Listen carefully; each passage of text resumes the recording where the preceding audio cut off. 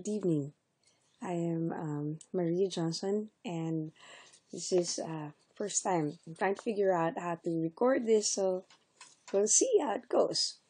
Um, my novel is An Untamed State by Roxane. So I'm just gonna this is the PowerPoint presentation, so I just printed it out and I'll just go through it um, right here.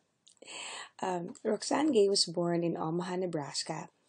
Uh, she has Haitian immigrant parents. When she was a child, um, the family traveled a lot. They moved from place to place, and so school was hard for her. And she didn't have a lot of friends, so she turned to reading. And by the time she was in high school, she was also a writer. She wrote a lot of essays and um, she made a career out of it. I don't know where she went to college, but I do have information that she took her studies for doctorate at Michigan Technological University, and her doctoral degree was in rhetoric and technical communication. Presently, she is an assistant professor at the Eastern Illinois University. So Roxane Gay is a prolific writer. If you look into her website, she lists everything that she's ever written right on her website. You know, 3 books, 15 anthologies, 50 short fiction prints, 81 online short fiction pieces, 138 essays, reviews, and interviews and counting. So she she writes a lot. And when she was asked in one interview how could she write so much, she said it was because she reads fast, she processes information really efficiently, and she says jokingly she lives in the middle of nowhere, and so she has a lot of quiet time. Uh, so, An Untamed State is her debut novel. Um, it is about the a first generation Haitian American woman, a lawyer, and she also is a runner. And she goes to Haiti with her husband, an American husband, and infant son, and it's a vacation. But she is kidnapped right outside the steel gates uh, that um, separate her dad's estate from the rest of Port-au-Prince, which is really um, slum. It's a lot of poor people, a lot of gangs, um, and right outside the steel gates, she's abducted. She uh, fights, but um, she is definitely overwhelmed. The Chicago Magazine says it's one of the most unsettling books of 2014, basically because of very graphic and very clinical descriptions of her 13-day ordeal when she's raped and beaten up, brutalized, um, 24 hours a day for 13 days. The literary review says it is a fractured fairy tale, narrating a moment, trying to figure out how you can see the moment by moment brutal examination of kidnapping, sexual assault, and the concessions people make in order to stay alive. Um, the summary also is a PowerPoint. Okay. So Mirelle is visiting her native Haiti with her husband and infant son. She's kidnapped by a group led by the commander. Her father, Sebastian, one of the richest men in Haiti, because of his construction business, which was the most successful one in Haiti, refuses to pay 1 million and offers only $125,000. This guy is just stubborn and would not uh, allow himself to be uh, he would not allow anybody to get the better of him, even if it means sacrificing his daughter. Um, his hard life as a young child, orphaned because of disgusting circumstances under which his parents were killed, and then as a brilliant engineer who worked 40-hour weeks for more than 20 years for American employers who, however, refused to promote him because of his ethnicity. These experiences made him realize that in order to survive, he has to be strong, uh, no matter what. And he just, it, the way he lived his life is this is what made sense to him. This is how he functioned. If he was not like this, he would just lose it. He would not be able to know how to go about living his life. And so, even if his favorite daughter, the one daughter who took after him, Mirel, um, imbibed the values of Sebastian, but still, Sebastian said that it's not just about Mirel, it's about uh, everybody else. But what he's really saying is if they get me now, they always get me. Like the kidnappers will just always have leverage over me, and I just wouldn't give that to them. So that was how Mirel's father was.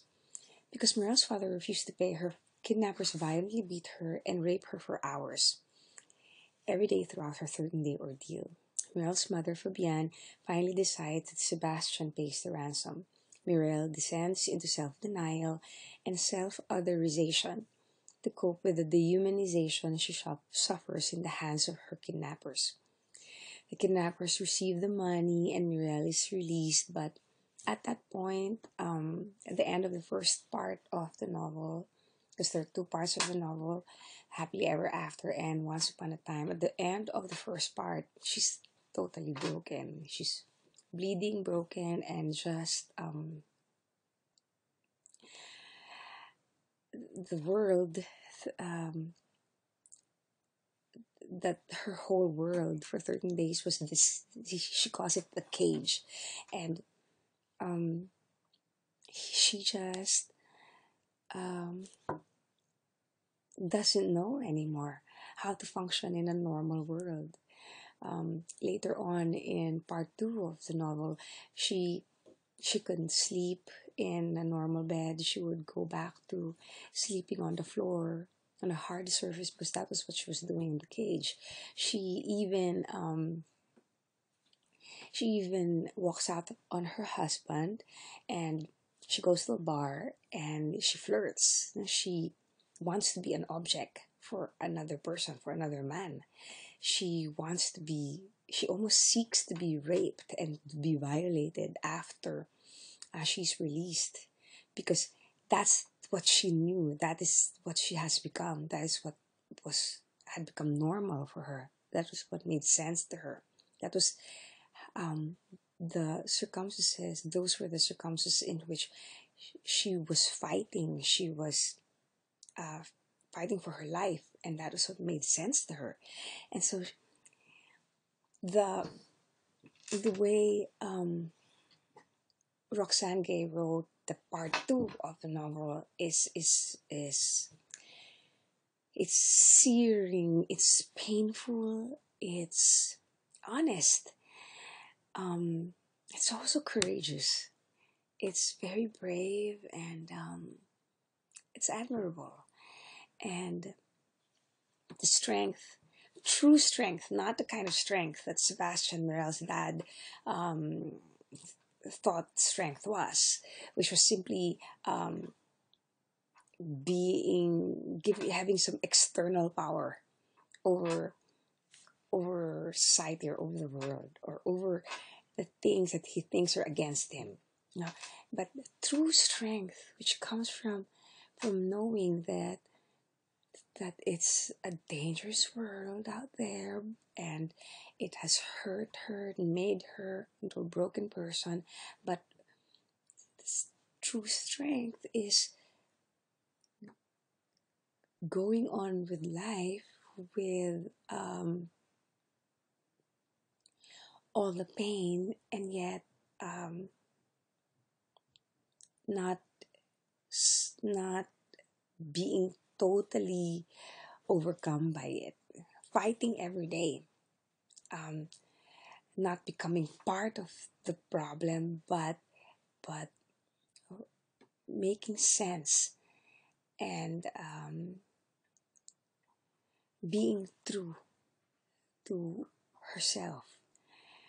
And that's what the second part of the novel is. In four letters, they call PTSD, but it really isn't just PTSD. It's something more, especially from a feminist point of view. It's it's about identity. It's formulating um, one's own uh, path or framework, uh, or even just a matter of just making one's own handle on the door to a world that is now just totally different from what Mirel thought it was. Now, no more illusions about being safe. No more, no more confidence. Um, no more some kind of superiority, um, an attitude of superiority over all the other Haitians. No, she's now um, a different person, and to go on now and to figure out what to do and to still try to love her family, to try to she even in the end of the novel, uh, she, she had to undergo several reconstructive surgeries on her vaginal canal because of the damage that that experience did to her. But she still wanted to have children, so they went through an artificial process, and uh, they found a surrogate, and she had another child, a girl, and they called her Lorraine, be after Michael's mom, because it was Michael's mom who nurtured her after the kidnapping. It was only Michael's mom, Lorraine, who understood what she needed. So let me now go to the last page of the summary in the PowerPoint presentation. I don't know how to angle that. There you go. Um, So Mirelle goes back to Haiti, intending to tell her father that she will never forgive him for sacrificing her. Mirelle lies to her father, though, and then tells him, I forgive you. But Mirelle explains to her husband that she lied to her father because she didn't want to lose whatever was left of the good in her. Uh, the other thing that happens in the end of the novel is the commander, the leader of the group that kidnapped Mirelle, and they cross paths again in the end of the novel. In Miami, uh, Mirelle and her friends and her husband, they go to a restaurant, and then guess who's the busboy? The commander. She's so shocked, but just to show how she she tries to come to terms with what happened to her. She's so scared. She's terrified. But she goes to the commander. She goes to the back of the restaurant. She finds the commander there smoking, and then she confronts him. She talks to his face. She tells him that he should have just killed her, and the commander keeps saying to her, no, I destroyed you. I made you mine, and all that, and but Morel says no. Yeah, no. Uh, what does the commander do in the end? He runs away. He's a coward. Uh, he runs away. without his big guns and his bodyguards and the slums of Port-au-Prince to protect him. He's just an ordinary criminal. Even if he justifies what he's doing, or what he was doing, by saying that we're doing this because we're just taking back what you took from us, that families like Mirel's family are taking advantage of the economic and political problems of Haiti, and they're really bad problems in Haiti, and that trying to milk the economy, trying to milk the system, and thus making it the situation that the rich gets getting richer and the poor gets getting poorer. And so the commander was saying he's what he's doing because he's just trying to even it up. He's trying to um, create his own kind of equity. Uh, um, and Mirel says no. Even when Mirel was suffering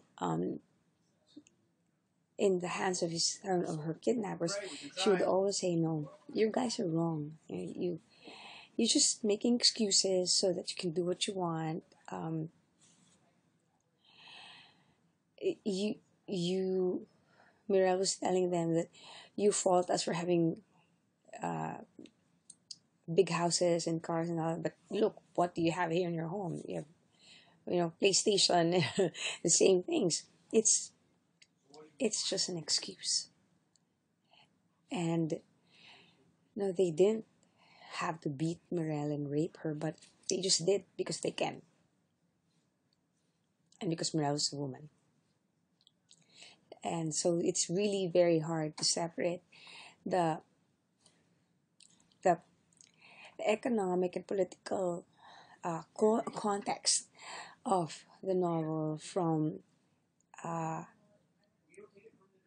from reading it as a feminist text where a woman character um, suffers in the hands of patriarchy, and because she's a woman, and then she learns to, or she is compelled to figure out, so what am I going to do?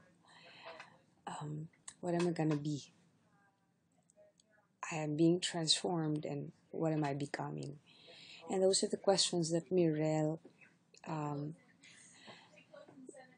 courageously confront in part two of the novel. Characters. The characters in the novel are Mirel. So I'm here on the PowerPoint presentation. There you go. So the characters are Mirel, Michael, her husband, Sebastian, Mirel's father, Fabienne, Mirel's mother, Lorraine Jameson, Mirel's mother-in-law. Very important to note here is that at one point during Mirel's being held by the kidnappers, she goes in and out of her head, and when she's trying to survive and just try to think of things in the past, one of the things that she mentions is that Lorraine got sick with cancer, got sick with cancer, and Michael doesn't know how to take care of her. And he refused to take care of his own mom. And it's Mirel who goes and says, "Okay, I'll take care of her." And she does. And at first, um, Lorraine not very nice to her. She's German. She's not really racist, but she looks down on Mirel and tells her that, "Oh, my son is just having his fun right now with you, and then he's gonna leave you because you're not really his type." And but Michael really marries Mirel. They really fall in love, and when Mirel takes care of Lorraine, when Lorraine is sick with cancer, um, Mirel just really takes care of her. and and is patient with her, and at the same time, Mirel doesn't do it in a pandering kind of way or in a patronizing way. She's honest with Lorraine when Lorraine's cranky and impossible to deal with. Mirel doesn't like patronize her. She really tells her, "Look, I'm trying to help you here." So what happened was they developed mutual respect. Lorraine learns to respect Mirel. Mirel learns to respect her mother-in-law, and this kind of foundational relationship leads Mirel to go to Lorraine. She walks out of her Miami home. She drives, and finds herself in Lorraine's home. When she was released, they go home to Miami. She was just broken, and Michael didn't know how to deal with it. He couldn't understand. He didn't have any idea of what Mirel went through. And to Michael, he just wants his old life back. He just wants it to be normal. Mirel can't do that, and it's Lorraine who explains it to him, tries to make him understand what Mirel is going through. Um, the gestures of healing are beautiful. Lorraine bathes her. They bake bread together. When Mirel has her panic attacks, Lorraine just holds her hand, sits beside her. They cry together. Lorraine tells her the words to help her come back, help her reconnect to her old self. Not because Lorraine wants, like Michael, wants the old to just be to come back and life back, business as usual, but Lorraine wants her to reconnect with who she was so that she can process what went through, what's what happened to her, and then she can find her way forward. And Lorraine, of all the people who helped Mirel after the kidnapping, it was Lorraine who knew that that's what needed to be done. It's not going back to normal or um, just pretending nothing happened, but to process it, to accept what happened, not because you're surrendering to it, but because you're aware that that is the way, so that you can move on, that you can go on, so that you can figure out what to do with your present, what you can do with the rest of your life. And Lorraine was the only one who understood that. Even Mirel's sister Mona couldn't quite really um, uh, help her, but Lorraine knew, and that was the the sisterhood, feminist sisterhood part of the novel is um, beautifully written. The gestures were filled with grace and understanding. Um, the themes in the PowerPoint presentation, this part, I thought I'd just ask questions and then answer them by trying to get some thoughts, ideas from the novel. And because there's so much uh, to discuss, I thought I'd tackle, well, three things. First, Sebastian Duval, because it's really hard to understand how uh, a father can sacrifice his daughter. And so I took quotes, took passages, and identified what it could be, what's going on here. So the first one I thought was survival is more important than love. The second one I thought struck me was that personal ambition is absolute to Morel's father, and then non-compromise is strength, and strength is everything. So you never compromise, okay? No compromise at all.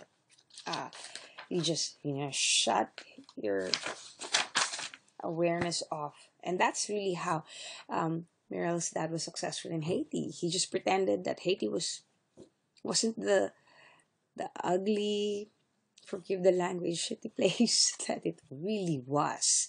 Even now, it's had a long history. I mean, coup d'etat after coup d'etat after coup d'etat, and they had to pay for um, uh, they there was this historical agreement between them and France, and they had to pay.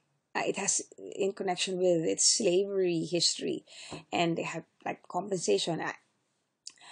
I don't have the exact, but if you read up on it, there's a big history about that payment that Haiti had to make to France and some and other European countries, and that's why their economy couldn't get going. And then after that, they had the Duvaliers, the Doc, the dictators, and then the son, Baby Doc, and they stole from Haiti. I mean, millions and millions of dollars. Haiti just went through a lot of dictators that just stole money. It was just a money thing. These people just wanted to be in charge of Haiti because it was the quickest way to get rich. And then after that, there was the earthquake. And so you can just imagine one thing after the other. I mean, just Haiti is just a mess. So for the character of Sebastian to close his eyes, to pretend that doesn't exist, that Port-au-Prince is not three-fourths slum, and that the United Nations calls one part of Port-au-Prince called City Soleil the most dangerous place on earth. And these are in articles. He just refused to see the the poverty and the violence and the indifference. No, people in Haiti have become. It's just um, survival of the fittest. Nobody cares about anything. Just one, all for oneself, and that's the kind of world that uh, Sebastian thinks does doesn't exist. And no wonder he didn't want to pay the ransom, because if he paid ransom, that entire framework, that entire mindset would have to crumble. And what is there left? Nothing. That is his whole life. That is his whole um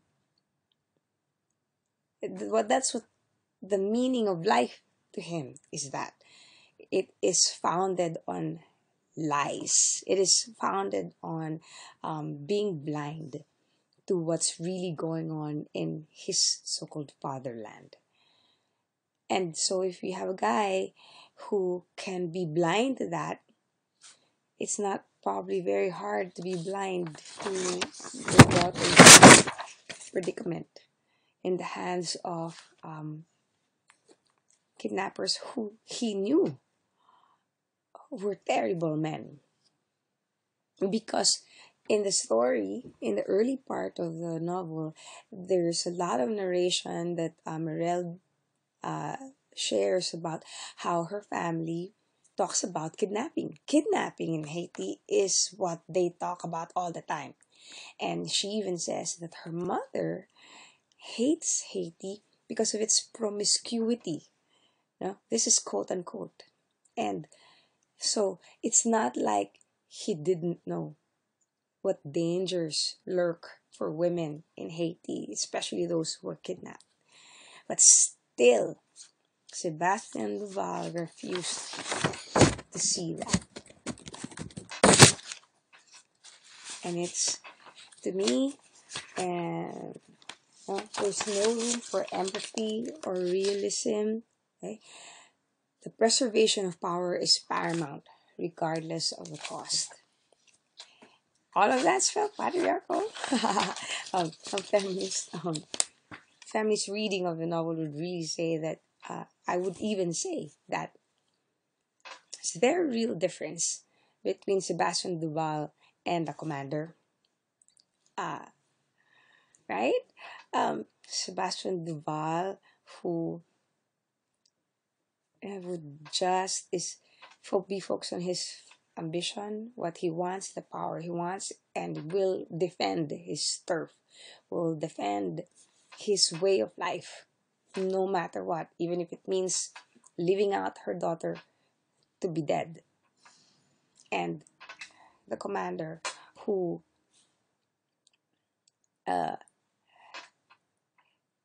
is also fully convinced that it's how do you put it? You just take what you just take. You just take what there is that can be had. It's because we're poor and we're powerless, and this is just the way to survive. Again, it's survival. Sebastian Duval becomes the man he is because he wants to survive. Commander does what he does because he wants to survive. That's survival. The survival mentality, power from surviving. Never mind what the cost. Never mind at whose expense. And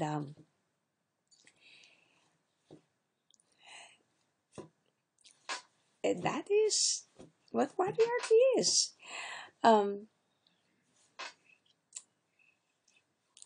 It is defensible. There are passages. There are enough data from the text to give evidence to that kind of a thesis. If if there's a paper to be written there. The next theme or issue that I explored was what kind of women characters are portrayed in the novel. So you have the stereotype of the subservient wife, which is Fabienne, Miral's mom. The woman coming to terms with the destruction of her personhood and navigating the path towards a life she bravely claims as her own, and that's Mirel. And then, woman as nurturer, friend, advocate, Lorraine, Michael's mom. She, family sisterhood. Really beautiful descriptions of the gestures of healing that Lorraine helps so that Mirel can find her way out of the cage. And of course, the first part, the happily ever after, the first part of the book. I need to get the book, sorry. So there's the book, and then let's see, sorry. There. So that's where it splits. So and this is a weird little thing with me, but it's almost equal text. The first half, which is happily ever after,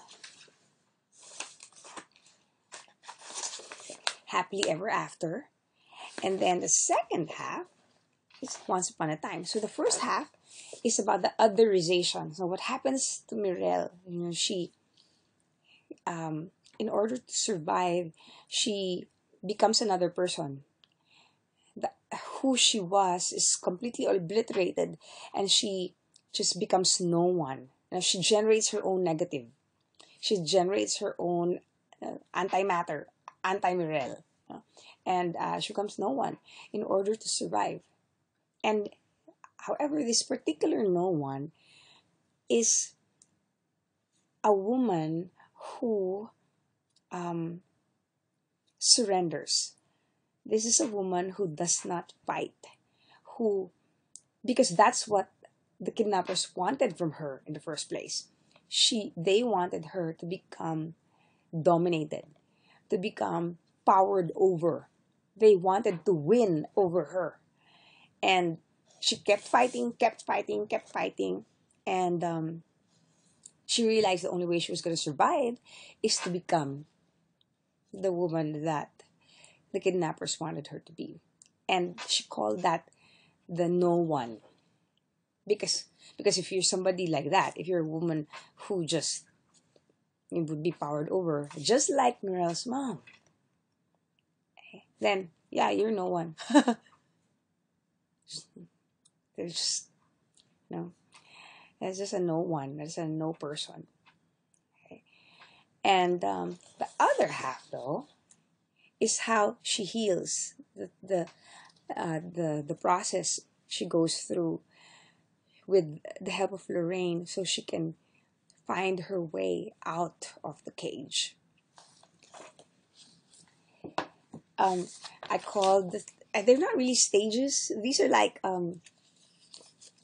random terms I came up with just to have a handle to grasp the entire um, uh, what's going on. So I just called it, the initial physical response to the terror, and then compartmentalization, and then mechanization of the response, and then self-denial, and then resisting self-denial, and then self-destruction. She realizing that commander's telling her that if the commander would just kidnap her husband and her son too.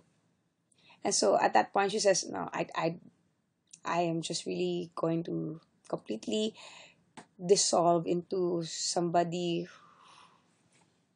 other than who I really am, so that she can protect her family.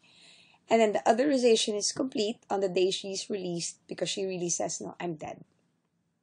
She knew that when she was released, it wasn't really a happy day, because a new struggle, she would face a new struggle.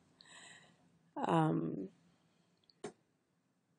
and it was, and a lot of the reviews I read about this novel um, uh, admired Roxane Gay's way of having handled the actor kidnapping part, because it was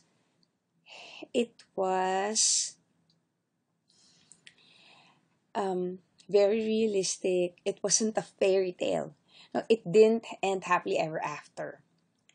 It was not a fix it. It was a broken always after the kidnapping. And Mirel does say that she continues to go to therapists, and that she's gone to like a lot of them, but only one person, a lady, of course, the lady who helps her. This lady is not does not give her medication. This lady does not give her anything, but this lady gives her the truth. And what truth is that? That she will never be normal again. She will never be the same again. She will always be broken. And what she can only do with every day that she has for the rest of her life is to be less and less broken. But she will always be broken after what happened to her. And I think that's saying a lot about how patriarchy destroys women. And for women who find their way out of the darkness, just like Mirel, it's not a happily ever after. It's no fairy tale. It's it's just living your life so that it'll be less broken the next day, and the next day, and the next day. And Mirelle does it. She tries to live every day less and less broken because of love. Because she loves her son, she loves her husband. A love that her father was not capable of. So that's it. Um, I hope that this recording is successful and that it helps understand Roxane Gay's an untamed state. Thank you. Good evening.